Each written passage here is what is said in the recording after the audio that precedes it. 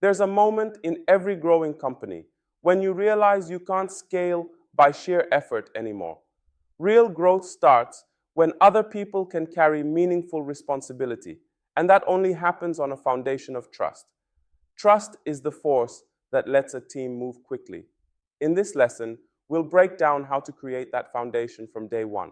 You'll learn the signals that build trust, how to establish reliability early, and how to make new hires feel confident stepping into ownership instead of waiting for permission. This is where your team starts becoming a true extension of your leadership. Trust isn't just nice to have, it's the foundation of all team relationships and the prerequisite for effective leadership. Without trust, you'll find yourself micromanaging because you don't believe they can handle it. They'll underperform because they don't feel trusted or empowered. With trust, you can delegate meaningful work and they'll rise to the challenge. Trust takes time to build through consistent actions, but it can be destroyed in seconds through one betrayal or inconsistency. Your first hires are critical because they set the trust culture for everyone who follows. If you build trust with them, it becomes easier with future hires. If you don't, you'll struggle with every new team member. There's a proven equation for trust that helps us understand what actually builds it. Trust equals credibility plus reliability plus intimacy, divided by self-orientation. Credibility asks, do you know what you're talking about? Do you demonstrate competence in areas that matter?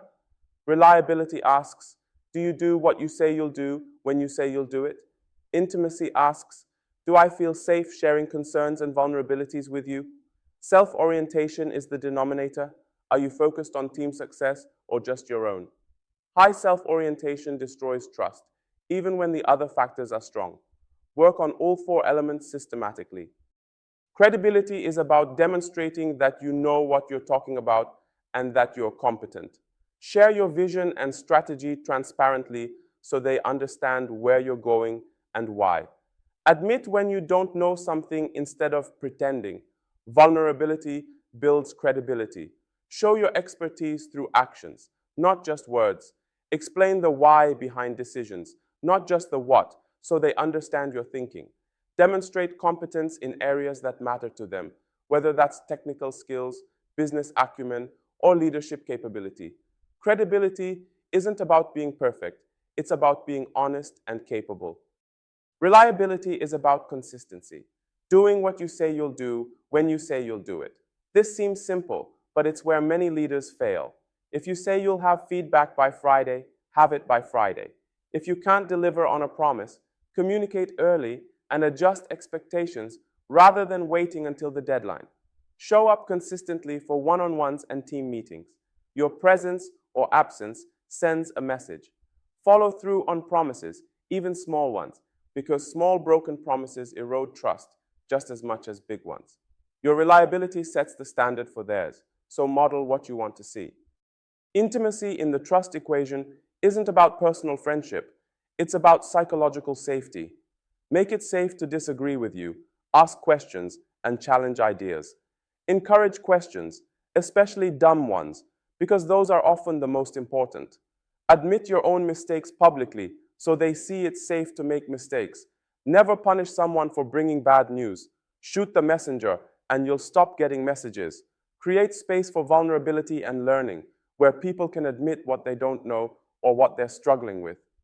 Psychological safety is the foundation of intimacy in the trust equation. Self-orientation is the trust killer. When people sense you're only looking out for yourself, trust evaporates. Focus on their success, not just yours. Give credit publicly and take blame privately. Invest in their growth even if it means they might leave someday. That investment builds loyalty. Ask, what do you need? Instead of, what can you do for me? Show that team success matters more than personal credit or recognition. When you demonstrate that you care about their success as much as your own, trust multiplies. Low self-orientation is the multiplier in the trust equation. The first 90 days are critical for building trust, and you need a systematic approach. Days 1 to 30. Over-communicate, set clear expectations, and check in daily. This is the foundation building phase, where you establish credibility and reliability. Days 31 to 60. Begin delegating small wins and celebrate their successes. This is where you start building intimacy and reducing self-orientation. Day 6190. Increase autonomy, reduce check-ins, and trust their judgment. Each phase builds on the previous one, and rushing this process destroys trust faster than anything. Patience in the first 90 days pays dividends for years. Here are specific behaviors that build trust consistently. Share context, not just tasks, so they understand the bigger picture. Ask for their input before making decisions that affect them. Involvement builds ownership. Give them access to information they need, even if it makes you feel vulnerable. Protect them from unnecessary stress and politics. They should feel safe with you. Stand up for them when they're not in the room. Loyalty builds loyalty. These behaviors seem small, but they compound over time into deep trust. Practice them consistently, not just when it's convenient. You will make mistakes that damage trust. It's inevitable. Here's how to rebuild it. Acknowledge the breach immediately and specifically. Don't minimize or deflect.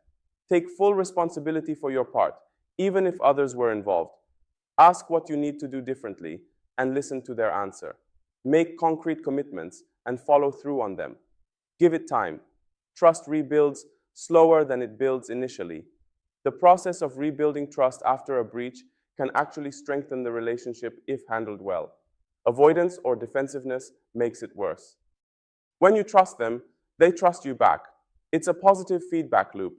Trust creates more trust, and high trust teams move faster and make better decisions. Trust reduces the need for oversight and control, freeing you to focus on strategy. Your first hires become trust ambassadors for future hires. They model trust-building behavior.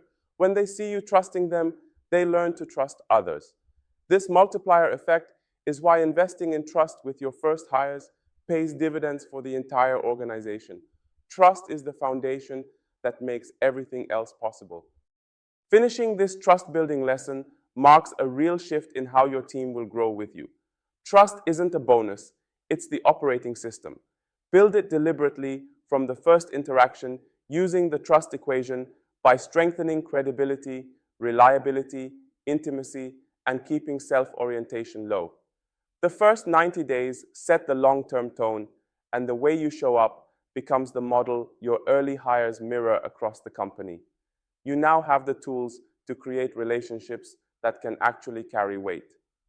In the next session, we turn to the craft that trust makes possible delegation without losing control or connected, and how to empower people while keeping the business aligned.